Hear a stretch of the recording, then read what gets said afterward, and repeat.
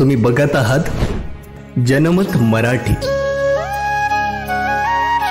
महाराष्ट्रातील जिल्हा परिषद, महानगरपालिका, नगरपालिका व अन्य स्थानिक स्वराज्य संस्थांच्या निवडणुका लांबणीवर पडल्या होत्या। मात्र सर्वोच्च न्यायालयाने यावर मोठा निर्णय देत राज्य निवडणूक आयोगाला या निवडणुका 4 महिन्यात पूर्ण करण्याचे आदेश दिले आहेत। आधीच्या परिस्थितीनुसार 2022 ची आधीची जी परिस्थिती होती 94 ते 2022 त्या परिस्थितीनुसार लोकल बॉडीचे इलेक्शन घेतले जातील। सप्टेंबरच्या आत हे इलेक्शन घ्यायचे आहेत राज्य सरकारला आणि राज्य निवडणूक आयोग। विशेष म्हणजे ओबीसी आरक्षणाच्या मुद्द्यावरून लांबलेली प्रक्रिया आता मार्गी लागणार असून सर्वोच्च न्यायालयाने ओबीसींना 2022 पूर्वी असलेले आरक्षण कायम ठेवण्यास मान्यता दिली आहे।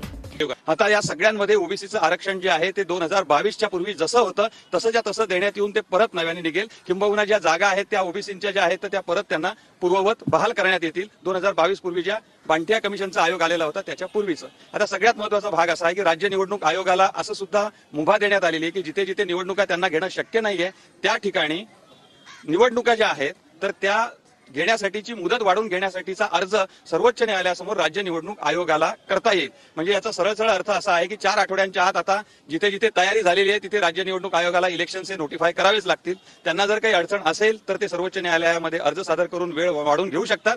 पण त्या वेळ वाढवून घेण्याला सुद्धा आता मर्यादा आहे। सर्वोच्च न्यायालयासमोर जे आज मत प्रदर्शन माननीय सर्वोच्च न्यायालयाने केलं ते पूर्णतः लोकशाहीच्या बाजूने किंवा संविधानाच्या बाजूने किंवा त्याचे जे अधिकार होते संविधानात्मक जे अधिकार आहेत की जे लोकल डीप रूटेडली डेमोक्रेसी आहे तर त्या जे आपलं 73वी आणि 74वी घटना दुरुस्ती जी झालेली आहे तिच्या मूळ हेतूलाच हरताळ फासला जातो अशा प्रकारचा प्रश्न सुद्धा माननीय सर्वोच्च न्यायालयाने विचारला की ह्या सर्व होणाऱ्या निवडणुका या याचिकेमध्ये जे मुद्दे उपस्थित केलेले आहेत त्याच्या आधी सुप्रीम कोर्टाने 2022 मध्ये बंथिया आयोगाचा अहवाल सादर होण्यापूर्वी अस्तित्वात असलेल्या ओबीसी आरक्षणाला वैध ठरवत स्थानिक स्वराज्य संस्थांच्या निवडणुकांची प्रक्रिया पुन्हा सुरू करण्याचे निर्देश दिले आहेत। राज्यातील काही स्थानिक स्वराज्य संस्थांमध्ये गेल्या 5 वर्षात निवडणुका झालेल्या नाहीत याकडेही कोर्टाने लक्ष वेधले आहे। त्यामुळे राज्य निवडणूक आयोगाला 8 आठवड्यांच्या आत निवडणुकांचे अधिसूचना जाहीर करण्याचे आदेश देण्यात आले आहेत। तसेच ही संपूर्ण निवडणूक प्रक्रिया 4 महिन्यात पूर्ण करावी असा स्पष्ट आदेश कोर्टाने दिला आहे। निवडणुका बंथिया आयोगाच्या अहवालाच्या अधीन राहणार असून या संदर्भात जर कोणी याचिका दाखल केली तर त्या याचिकांचा निकाल या निवडणुकांवर परिणाम करणार नाही असेही कोर्टाने स्पष्ट केले आहे। हा निर्णय म्हणजे स्थानिक स्वराज्य संस्थांच्या पुनर्गठनाच्या दिशेने एक महत्त्वाचे पाऊल ठरणार आहे।